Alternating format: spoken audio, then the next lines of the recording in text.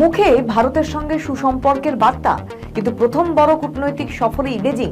তাহলে কি বদলে যাচ্ছে ঢাকা দিল্লির সমীকরণ? বাংলাদেশ শুধু প্রতিবেশী নয়, দক্ষিণ এশিয়ার কৌশলগত ভারসাম্যের অন্যতম গুরুত্বপূর্ণ দেশ।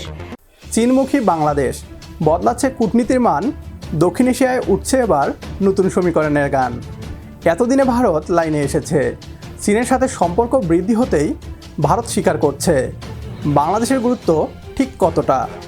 অসহায় হয়ে ভারতীয় মিডিয়া বলছে, বাংলাদেশ মুখে বন্ধুত্বের কথা বললেও প্রথম সফর হিসাবে চীনকেই বেছে নিয়েছে।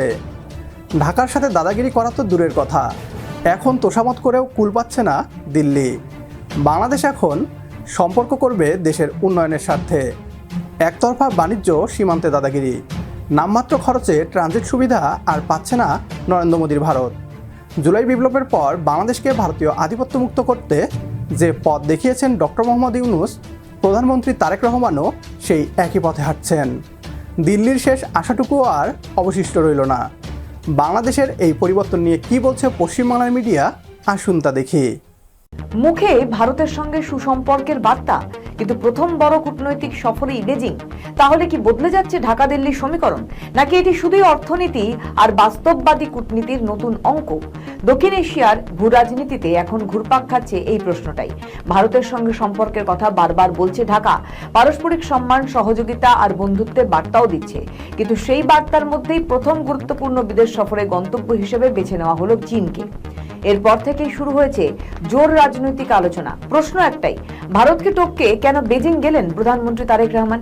এটা কি শুধুই কূটনৈতিক প্রোটোকল, নাকি এর নেপথ্যে রয়েছে আরো বড় কোনো কৌশল? বিশ্লেষকদের মতে বিষয়টি কি শুধু ভারত চীন প্রতিদ্বন্দ্বিতার চোখে দেখলে ভুল হবে, কারণ বাংলাদেশের বর্তমান বাস্তবতা এখন অনেকটাই অর্থনীতি কেন্দ্রিক। বিদেশি বিনিয়োগ, শিল্পায়ন, অবকাঠামো উন্নয়ন, কর্মসংস্থান সৃষ্টি, রপ্তানি বাজার সম্প্রসারণ, এই 5টি লক্ষ্যকে সামনে রেখেই এগোতে চাইছে ঢাকা। আর এই সমীকরণে চীন আজ বাংলাদেশের অন্যতম বড় অর্থনৈতিক অংশীদার। সরকারি সূত্রগুলোর দাবি, সফরের অন্যতম উদ্দেশ্য ছিল বড় অঙ্কের চীনা বিনিয়োগ নিশ্চিত করা, নতুন শিল্পাঞ্চল গড়ে তোলা, বাংলাদেশি পণ্যের জন্য চীনা বাজারে আরও প্রবেশাধিকার নিশ্চিত করা এবং দীর্ঘদিনে বাণিজ্য ঘাটতি কমানোর বিষয়েও আলোচনার কেন্দ্রে ছিল। তবে গোটা সফরের সবথেকে আলোচিত বিষয় তিস্তা পরিকল্পনা। বহু বছর ধরে ঝুলে থাকা এই প্রকল্পে চীনের সম্ভাব্য সম্পৃক্ততা নতুন করে আলোচনায় এসেছে। কারণ তিস্তা শুধু একটি উন্নয়ন প্রকল্প নয়, এটি এখন দক্ষিণ এশিয়ার কৌশলগত রাজনীতিরও গুরুত্বপূর্ণ অংশ। ইতিমধ্যেই বাংলাদেশের প্রধানমন্ত্রী জানিয়ে দিয়েছেন, তিস্তা প্রকল্প বাস্তবায়নে বিএনপি সরকার দৃঢ় প্রতিজ্ঞ।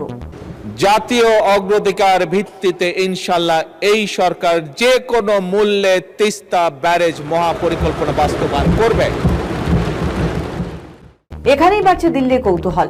আন্তর্জাতিক বিভিন্ন গণমাধ্যমের দাবি, বাংলাদেশের এই সফরের প্রতিটি পদক্ষেপ নিবিড়ভাবে পর্যবেক্ষণ করছে ভারত। কারণ বাংলাদেশ শুধু প্রতিবেশী নয়, দক্ষিণ এশিয়ার কৌশলগত ভারসাম্যের অন্যতম গুরুত্বপূর্ণ দেশ। বহুমুখী অংশীদারিত্বই এখন ঢাকার কূটনৈতিক কৌশল। শুধু ভারত বা চীন নয়, জাপান, মার্কিন যুক্তরাষ্ট্র, ইউরোপীয় ইউনিয়ন এবং অন্যান্য উন্নয়ন সহযোগীদের সঙ্গেও সম্পর্ক আরো গভীর করতে চাইছে বাংলাদেশ। সবশেষে বলতেই হয়, তাহলে কি বদলে যাচ্ছে ঢাকা দিল্লির সমীকরণ, নাকি বদলে যাচ্ছে বাংলাদেশের কূটনৈতিক কৌশল? পশ্চিমবাংলার মিডিয়াকে বলতে চাই, অযথা কান্নাকাটি করে লাভ নেই। ঢাকা আর দিল্লির দাবার গুটি হবে না। বাংলাদেশ নিজেই এখন দক্ষিণ এশিয়ার বড় খেলোয়াড়। দেশের উন্নয়নে যারা কাজ করবে, আমরা তাদের সাথেই সম্পর্ক গড়ব। আর সে সম্পর্ক হবে জাতীয় স্বার্থ, পারস্পরিক সম্মান এবং অর্থনৈতিক লাভের ভিত্তিতে। সুতরাং কোনো শক্তি বলয়ে আমরা নিজেদের সীমাবদ্ধ রাখব না।